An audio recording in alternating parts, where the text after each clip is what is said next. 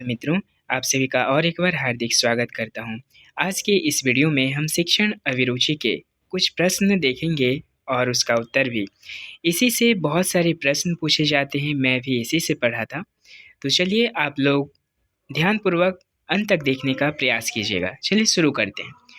पहला प्रश्न है, अध्यापक को निम्न में से किसे महत्व देना चाहिए? प्रधानाचार्य से अच्छे संबंध बनाना, छात्रों के भविष्य को लेकर चिंतित रहना, कक्षा में समर्पण भाव से शिक्षण करना। उपरोक्त सभी, तो ये सभी है अध्यापक को महत्व देना चाहिए। इसका सही आंसर होगा मित्रों घ। आगे बढ़ते हैं। अध्यापक के लिए सबसे मूल्यवान क्या है? अध्यापक के लिए सबसे मूल्यवान है उसकी नौकरी नहीं, उसकी शिक्षण के प्रति आस्था, छात्रों का विश्वास। तो इसका सही आंसर होगा मित्रों छात्रों का विश्वास। जब हम छात्रों के प्रति विश्वास जब हम बढ़ा लेंगे तो हमारा शिक्षण कार्य के प्रति स्वतः ही आस्था उत्पन्न होने लगेगी। तो पहला आंसर सही होगा छात्रों का विश्वास। नीचे एक कथन दिया जा रहा है, यदि यह कथन सत्य है तो उत्तर क होगा, यदि कथन असत्य है तो ख होगा। यदि कथन केवल एक मत है तो उत्तर ग होगा, यदि कथन दुराग्रह हो तो उत्तर घ होगा। दुराग्रह से तात्पर्य है मित्रों अनुचित। तो चलिए कथन देखते हैं। जो लोग शिक्षण व्यवसाय को अंतिम विकल्प के रूप में मजबूरी में अपनाते हैं वे कभी अच्छे शिक्षक नहीं बन सकते हैं। तो क्या जो लोग शिक्षण व्यवसाय को अंतिम विकल्प के रूप में चुनते हैं वो अच्छे शिक्षक नहीं बन सकते? बन सकते हैं। तो ये सत्य भी नहीं है, असत्य भी नहीं है, क्योंकि बहुत लोग अंतिम अपनाते हैं व्यवसाय के रूप में लेकिन अच्छे शिक्षक बन जाते हैं। तो इसका सही आंसर होगा मित्रों घ, क्योंकि ये दुराग्रह है, ये कथन जो है अनुचित नहीं है। नीचे दो आधारिकाएं तथा एक निष्कर्ष दिया जा रहा है। यदि आधारिका सत्य है और निष्कर्ष भी सत्य है तो उत्तर क होगा। यदि आधारिका और निष्कर्ष दोनों असत्य है तो उत्तर ख होगा। यदि आधारिका असत्य किंतु निष्कर्ष सत्य है तो आंसर ख होगा। और यदि आधारिका सत्य है किंतु निष्कर्ष असत्य है तो उत्तर घ होगा। तो अभी हम देख लेते हैं आधारिका। सभी मनुष्य मरणशील है, राम एक मनुष्य है। निष्कर्ष है राम भी मरणशील है। ये लॉजिक है मित्रों। देखिए सभी मनुष्य मरणशील है, राम एक मनुष्य है। देखिए और राम भी मरणशील है, तो यहाँ पे मनुष्य मनुष्य कट जाएगा, कॉमन आ जाएगा, राम एक मरणशील है। तो निष्कर्ष भी सही है, तो इसका सही आंसर होगा क। आपकी दृष्टि में एक अच्छी समय तालिका के लिए क्या आवश्यक है? एक अच्छा समय सारणी कैसा होना चाहिए? कठिन विषयों के कालांश यानी पीरियड सुबह में रखे जाएं, यानी जो विषय कठिन है उसका पीरियड कक्षा प्रारंभ होते ही होना चाहिए। दो कठिन विषयों के कालांश के बाद एक आसान विषय होना चाहिए जरूर। कालांश में क्रियाओं में विविधता का प्रावधान हो, यानी अलग अलग गतिविधियां भी होनी चाहिए। उपरोक्त सभी, तो इसका सही आंसर होगा मित्रों उपरोक्त सभी, ये सभी सही हैं। आप लोग ध्यानपूर्वक अंत तक जरूर देखने का प्रयास करें। इसी से बहुत सारे प्रश्न पूछे जाते हैं।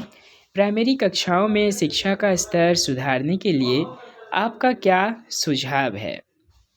अध्यापकों की जवाबदेही सुनिश्चित की जाए। जी सही है, क्योंकि अध्यापक की निगरानी में ही विद्यालय के सभी कार्य संपन्न होते हैं, तो उनको जवाब भी देना पड़ता है।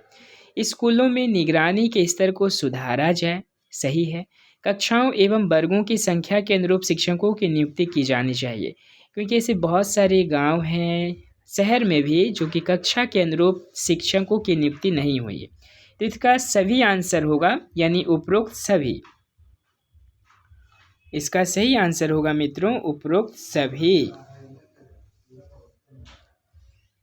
छात्र किस प्रकार के अध्यापकों को पसंद करते हैं? तो इसका ऑप्शन यहाँ पे है मित्रों, छात्र किस प्रकार के अध्यापकों को पसंद करते हैं? जो उनकी समस्याओं को हल करने में रुचि लेता है। सही बात है। यानी अगर बच्चों के पास समस्या है तो उन्हें हल करने की जिम्मेदारी एक शिक्षकों का ही होता है, जिससे उन्हें शारीरिक दंड का भय नहीं होता है, जो टेस्टों की कापियां जांचने के बाद उन्हें तुरंत पुष्ट पोषण देता है। यानी कापी तुरंत एग्जाम के बाद ही दिखा दिया जाता है। तो ये सभी, तो इसका सही आंसर होगा उपरोक्त तीनों। अध्यापक वही शिक्षक को पसंद करते हैं जो उनकी समस्याओं के साथ साथ उनसे दंड का भय नहीं रहता। शिक्षा के प्रचार एवं प्रसार से क्या होता है? ये उपरोक्त सभी होगा। इसका सही आंसर होगा उपरोक्त सभी, क्योंकि लोकतंत्र भी मजबूत होता है। लोकतंत्र हमारा राष्ट्र, हमारे देश की व्यवस्था सुदृढ़ होती है, आर्थिक विकास की दर बढ़ती है, अंधविश्वास में कमी आ जाती है। जब हम शिक्षा प्राप्त कर लेते हैं तो दिन ब दिन समाज के द्वारा पूर्व निर्धारित जो अंधविश्वास, जो आदर्श स्थापित किए जाते हैं, वो अंधविश्वास में कमी आती है। तो ये शिक्षा के प्रचार द्वारा ये सभी चीज़ें सफल हो पाती है। इसका सही आंसर होगा घ।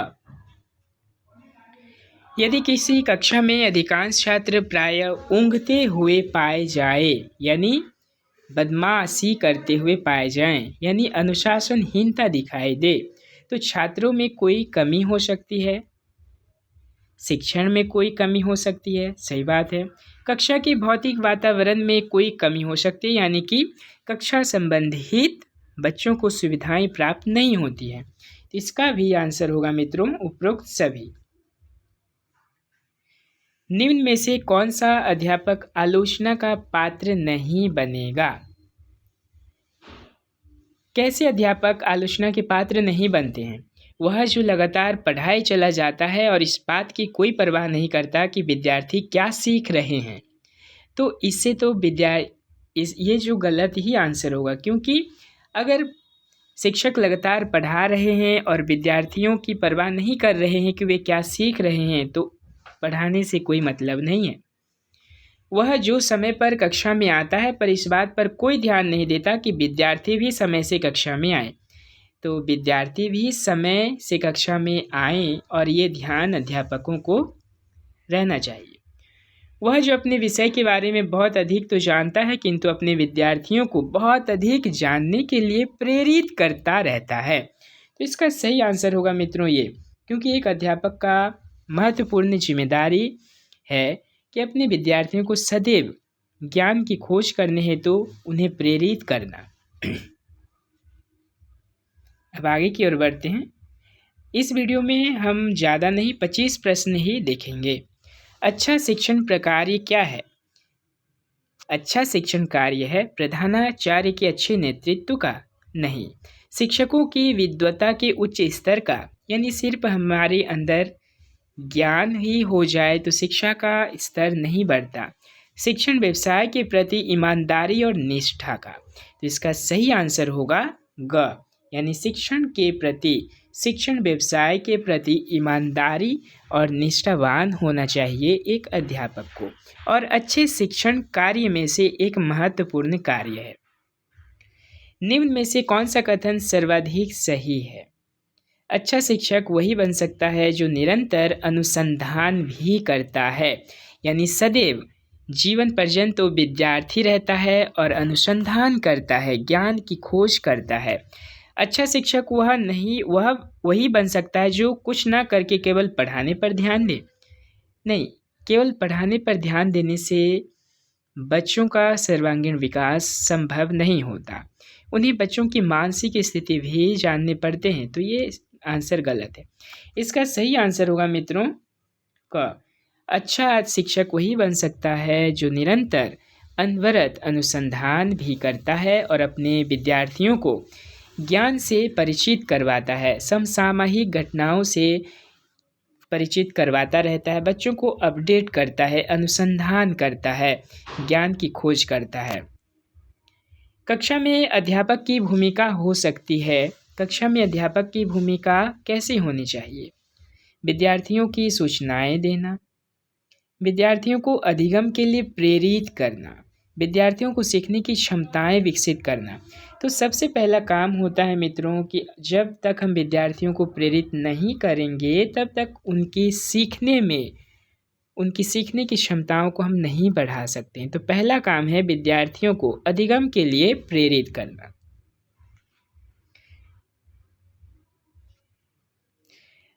अच्छा, विद्यार्थियों को अधिगम के लिए प्रेरित करना और विद्यार्थियों को सीखने की क्षमताएं विकसित करना। तो ये दोनों आंसर होगा, ब और स दोनों यहाँ पे दिया है ख। तो इसका सही आंसर होगा मित्रों ख। ब तथा स दोनों होना चाहिए। छात्रों को दंड देते समय अध्यापक के मन में क्या भावना होनी चाहिए? तो इसका सही आंसर है ख होना चाहिए, यानी छात्रों में सुधार पैदा हो। अगर कोई अध्यापक छात्रों को दंड दे रहे हैं तो दंड इस भावना से देते हैं कि छात्रों में सुधार हो, ताकि पुनः वही गलती को छात्र ना दोहराए। बल्कि दंड के भय से छात्र गलती ना करे, ये गलत है। क्योंकि दंड के भय से अगर बच्चा गलती करना छोड़ दे तो वो चीज़ स्थायी नहीं रहता, बच्चा फिर गलती करेगा, ताकि और छात्रों को पीड़ा पहुँचे। इससे कोई भी छात्र, कोई भी अध्यापक इस तरह से यानी पीड़ा पहुँचे, ताकि बच्चों को ऐसे दंड नहीं देना चाहिए इस भावना के साथ। अनुशासनहीनता पर अधिकतम किसी छात्र को क्या दंड दिया जाना चाहिए? छात्र को स्कूल से हमेशा के लिए निकाल दिया जाना चाहिए? नहीं। तो क्योंकि एक छात्र को गलती कर रहा है, इसका मतलब उसे हमें स्कूल से नहीं निकालना चाहिए। तो इसका सही आंसर होगा मित्रों ख। छात्र को स्कूल से अनिश्चित काल के लिए निलंबित कर दिया जाए। यदि वह छात्र क्षमा मांगकर अंडरटेकिंग दे तो उन्हें पुनः स्कूल में ले आना चाहिए। कुछ काल के लिए, कुछ समय के लिए स्कूल से उन्हें निलंबित कर देना चाहिए, बल्कि स्कूल से बहिष्कार नहीं करना चाहिए। निलंबित का मतलब है कुछ समय के लिए उन्हें स्कूल से निकाल देना चाहिए और फिर उन्हें स्कूल में पुनः आने के लिए अनुमति देना चाहिए।